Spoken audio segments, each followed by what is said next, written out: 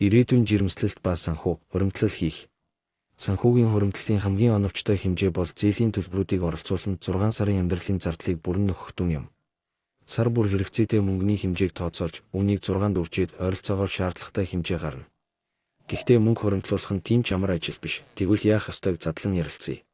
Хамгийн хялбар арга бол таны банкны аппад хадгаламжийн зорилтод данс нээх юм. Тэдгээрийг хаа сайгүй өөрөөр нэрлэдэг, өөрт таалагдсан нэрийг өгч болно. Гэхдээ урам зориг төрүүлэхүйц нэр өгөх нь илүү дээр. Автомат хуримтлалын хэсэг рүү орж энэ хадгаламжийн зорилтод данс руу 7 хоног бүр ямар хэмжээний мөнгө шилжүүлэх боломжтойг шийдээрэй. Дээр нь дахин 20%-ийг нэмж автомат хуримтлалыг тохируулна. Түүнчлэн ийм хадгаламжийн зорилтод дансанд бүх кэшбэкээ илгээж, худалдан авалтыг тоймлож, үлдсэн мөнгийг тийшээ шилжүүлнэ. Мөн гэрээсээ гаралгүйгээр орлого олох боломжуудын талаар бодож эхэлнэ. Хэрвээ та жирэмсэн байвал эсвэл хүүхэдтэй болсны дараа ч хэсэгчлэн ажиллаж, санхүүгийн хувьд тав тухтай байх боломжтой болно. Жишээ нь та Faberlic-ийг зөвлөх болж болно. Ингэснээр та мөнгө олохын зэрэгцээ бусад ээжүүдтэй танилцаж мөнгө хуримтлуулж чадна.